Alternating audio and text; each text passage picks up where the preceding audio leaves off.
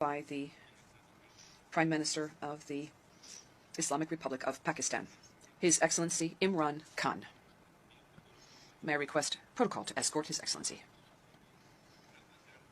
I have great pleasure in welcoming His Excellency Prime Minister of the Islamic Republic of Pakistan. Prophet was the witness to the divine book, the Holy Quran. The Holy Quran is the book of guidance for Muslims, and the Prophet's life was living the Quran. He was an example of what the Quran guided us to be.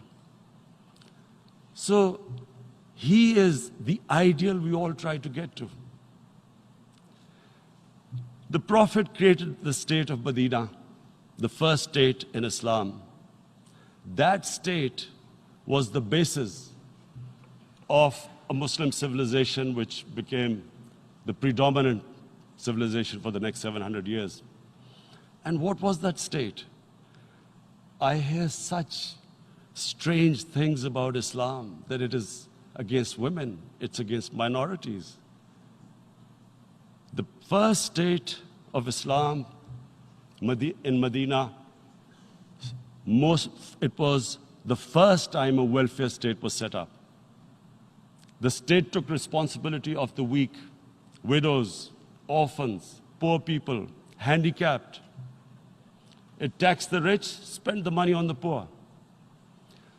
The state announced that all human beings are children of Adam, hence equal, whatever the color of their skin. The state announced, the Prophet announced that, and slavery, the whole system depended on slavery as it did for many years in the Western societies. The Prophet said that one of the greatest deeds is to free a slave. But because the society depended on slavery, he said, but if you have to, treat them as an equal member of the family. And as a result, something happened in a Muslim world which hasn't happened in any other civilization. Slave dynasties appeared. Slaves became kings. The Mamluks, slaves who ruled Egypt. In India, there were slave dynasties. And then, with minorities, again, you hear that Islam is supposed to be against minorities. Let me just make this clear. In Islam, the Prophet announced that everyone was free to practice his religion. It was a sacred duty to protect the places of worship of all religions. He announced that every person is equal in front of law, whatever his religion or his color.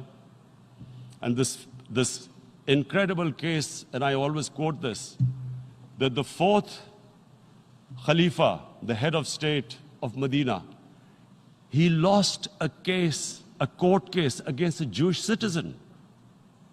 So, number one, it showed there was a rule of law, no one was above law. And number two, that a Jewish citizen was an equal citizen. So, Mr. President, when a Muslim society is unjust to its minorities, it is going against the religion of Islam and our Prophet, peace be upon him. So, it is important to understand this. The Prophet lives in our hearts. When he's ridiculed, when he's insulted, it hurts. As we human beings understand one thing: the pain of the heart is far, far, far more hurtful than physical pain. And that's why the Muslims react. And I always thought that if I ever had this stage, I would try and explain this to the world community, especially to the Western community, because having lived in the Western community, people didn't understand this. When I first went as a teenager to England, there was a comedy film on Jesus Christ. It's unthinkable in Muslim societies. So we need to explain that, look, in a human community, we must be sensitive to what causes pain to other human beings. We have, in the Western society, and quite rightly, the Holocaust is treated with sensitivity because it gives the Jewish community pain. That's all we ask. That do not use freedom of speech to cause us pain by insulting a holy prophet. That's all we want. And now, the number 4th point, Mr. President, and this is the most critical point, is the reason why I especially came here. It is about what is happening in Kashmir. Before I go on this, I want to make one thing clear, that when we came to power, my first priority was that Pakistan would be a country which will try its best to bring peace. We had been through this war on terror. We joined the United States war on terror after 2001. And Pakistan went through one of its worst periods where 70,000 Pakistanis died and over 150 billion was lost to our economy. And Mr. President, I opposed the war because in the 80s, Pakistan had joined the Western countries in what was the freedom struggle then in Afghanistan against the Soviets. And it was funded by the Western countries. These Mujahideen groups, which were treated in guerrilla warfare, were trained by Pakistan Army, funded by the Western countries, and especially US, and they waged what was a freedom struggle in Afghanistan. The Soviets called them terrorists. We called them freedom fighters. 1989, the Soviets retreated. The Americans packed up and left. Pakistan was left with these groups. Come 9/11, Pakistan joined the United States in this war on terror. And now our government was supposed to, the reason why I opposed joining this war, because here we had indoctrinated them in jihad, meaning freedom struggle against foreign occupation. Now, because we had joined the US and the US had occupied Afghanistan, now we were supposed to tell them that, no, this is not freedom struggle and jihad, it's terrorism. So that's why I tried to tell then government that, stay neutral because you will have leverage over them.